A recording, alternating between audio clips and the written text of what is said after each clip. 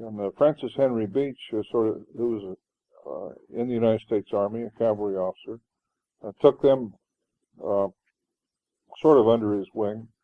And although there were, from my recollection, there were periods of time when the family, Edith and the two boys, sort of made it on their own, and she sustained them by giving music lessons, I believe.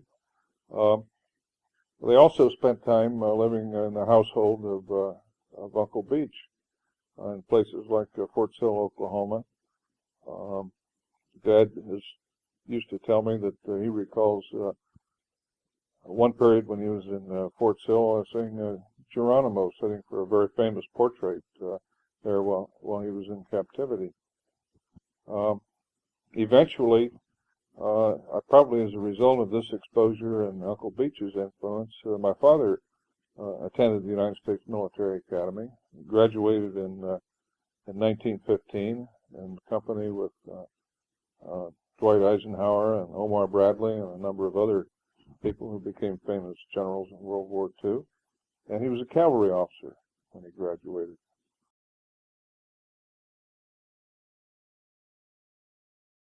His first duty station in 1915 was with the 10th Cavalry Regiment in Fort Huachuca, Arizona.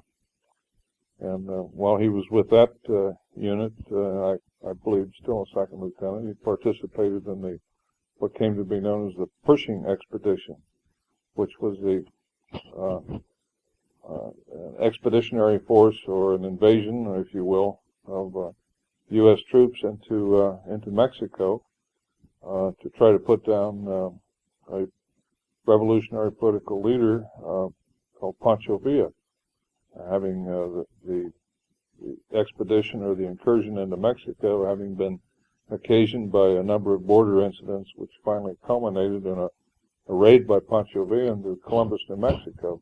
And as a result of that, they spent some time rather deep into the northern part of Mexico trying to, the whole force, of course, trying to capture Pancho Villa. One of the family stories that they like to tell about me was that when I was in the Philippines, where they had a Spanish-speaking maid, Ama, I think it's called. When we got to El Paso, they had the Spanish-speaking help who essentially took care of me, and I guess my folks looked in on me once in a while. When we got to Fort Meade, South Dakota, there weren't very many Spanish-speaking people up there.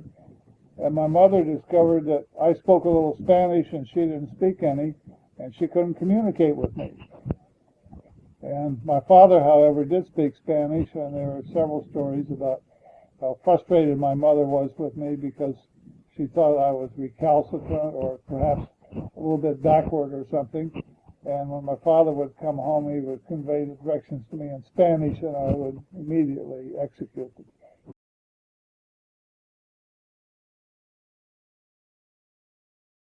One of my early memories has to do with the selection of Sam's name. And my mother decided that she didn't want any family names for her second-born child. And I don't know why, but she chose on Samuel to be his first name. And I can remember going to the hospital before she came home and a discussion as to what would be an appropriate middle name. And at some point in these discussions, my mother turned to me and says, "Frankie, what do you think?" And for some reason that I have absolutely no rationale at this time for, I said, "How about John?" And I remember my mother and my father saying, "Samuel John Hubbard." Yeah, that sounds pretty good. It's going to be Samuel John Hubbard. So that's how Sam's middle name came to be John.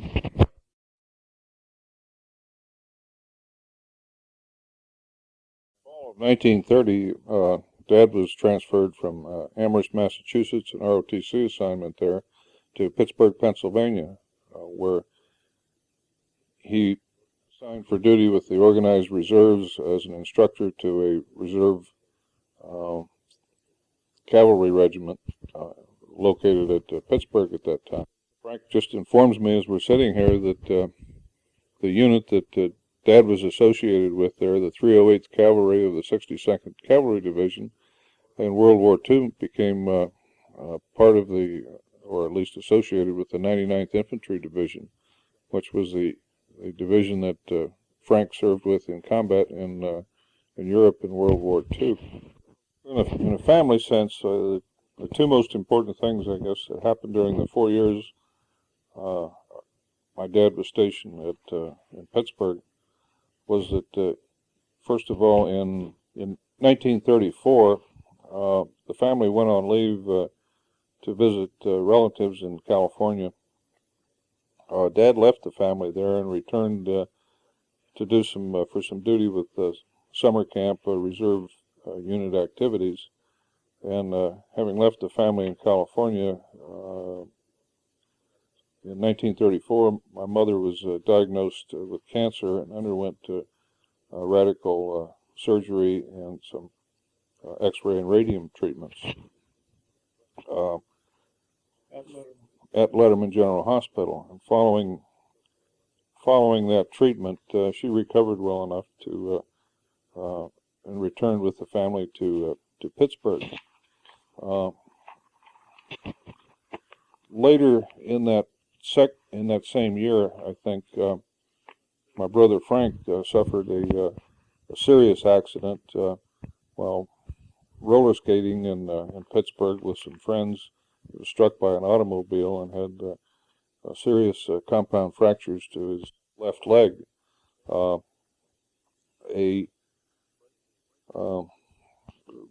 The break did not heal easily, and it was quite a serious accident, one that essentially kept him with his leg in a cast or incapacitated in one form or another for close to a year.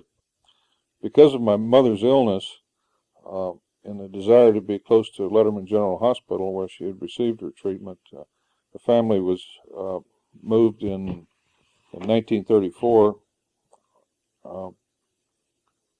from Pittsburgh to Fort McDowell, which is located on Angel Island in San Francisco Bay.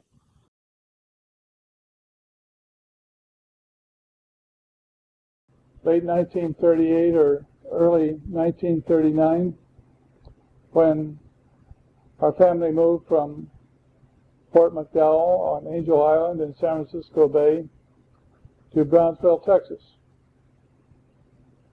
In 1939 and 40, the Army was beginning to prepare for the coming war, and our father spent a great deal of time on maneuvers and away from home.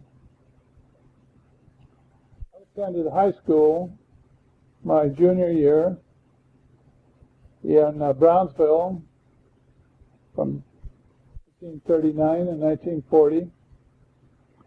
And in 1940, I went to school at a preparatory school in Dallas, Texas, and was home only on vacations and for short periods. The following year, in the spring of 1941, I began my studies at Stanford. At that time, the family was, Mom and Dad and Sam were living in El Paso, Texas. And shortly, and throughout that year, of course, while I was in California, I saw little of my parents or my brother Sam. In the summer of 1941, the family had been ordered to Benning, Georgia, and I spent part of my summer vacation at Fort Benning. And during that summer, I received orders to proceed to the South Pacific, and mother and Sam and I drove from Fort Benning to Taft, California, where we established residence with my aunt and uncle, Ruth and Frank Hubbard. That fall, I returned to Stanford, where I spent several months before joining the service in the spring of 1943. In this period, from the time that I entered service and going back to the time shortly after going to Brownsville, when my father began to spend a great deal of time away from home on his military obligations, on maneuvers, there were fewer and fewer times when our family was together. Together at some holidays and some other periods, but essentially from that time until after the end of World War II, my family, my father, my mother, my brother and I were scattered around and separated. Looking back on that period now, I realize that we were all deprived of each other's company and of the experiences of being together during that period. And I particularly came to realize that those were years when, because of our ages, Sam and I could have come to know each other much better and be much closer as brothers than perhaps we were until much later in our adult life.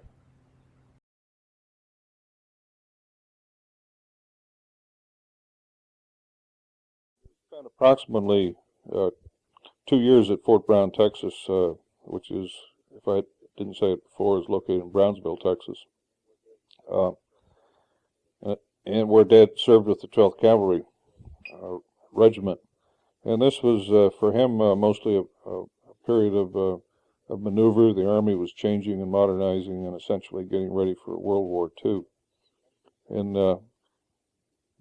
1941, we moved from Fort Brown to Fort Bliss, Texas, where the family took up residence in civilian quarters, rental quarters that we had in El Paso. Also in 1941, my dad transferred from the cavalry to the armored forces and was transferred to Fort Benning, Georgia, where he assumed command of the 67th Armored Regiment, which at the time was part of the 2nd Armored Division commanded by Major General George Patton. Following the attack on Pearl Harbor, which of course occurred December 7th, 1941, Dad was transferred from command of the 67th Armored the battalion of the 67th Armored Regiment to the station complement at Fort Benning, Georgia, where he, for a brief period of time, commanded the reception center there, until in June 1942 he received orders and went overseas to Australia. When Dad shipped out, he shipped out from Fort Benning, and at the time the family, my brother, mother, and myself, were still in quarters at Fort Benning. And following his departure, we packed up the house, and for the most part, I think everything went into storage, and basically we moved to Taft, California, where we took up residence with my mother's sister's family, my Aunt Ruth and her husband, Frank Toff. Back a little bit, I guess preceding Pearl Harbor in 1941, Frank went off to start his his freshman year at Stanford University in the fall of 1941. And my recollection is that after Dad departed in June 1942 or thereabouts, Frank was back at Fort Benning, Georgia, and I have recollection of he and I helping to pack up some of the household goods and move out. So I think it was during the summer of 1942 that we moved to Taft, California, with my mother's sister's family. And from there, I lived in Aunt Ruth and Uncle Frank's house with Mom during 1941 and 1942, where I finished the 8th grade at an elementary school at Taft, California, while Frank returned to Stanford to continue pursuing his college education.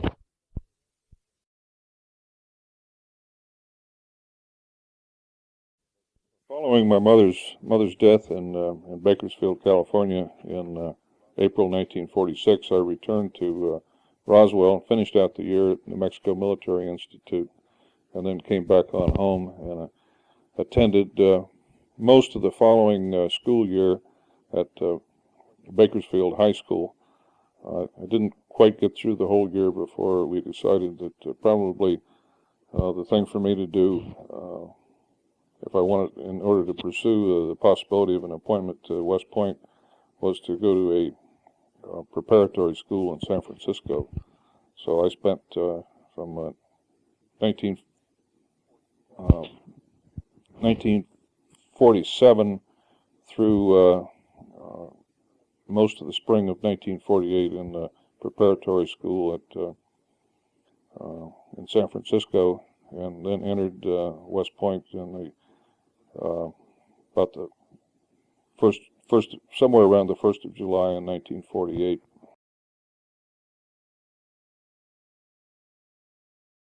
Summer of 1948, I first met Charlotta Benchley Gray, who eventually was to become Charlotta Hubbard on the day of my graduation. Other than academics and athletics, it was pretty routine. I did spend 4 years on the gymnastics team and managed to letter following my plebe year, and lettered all 3 of those years. And finally, when I graduated, academically, I was rated almost dead center, right in the middle of my class. My 4 years at the military academy was relatively uneventful, which is to say that at the end of those 4 years, the administration and myself sort of called it a draw, and I proceeded to graduate in 1952.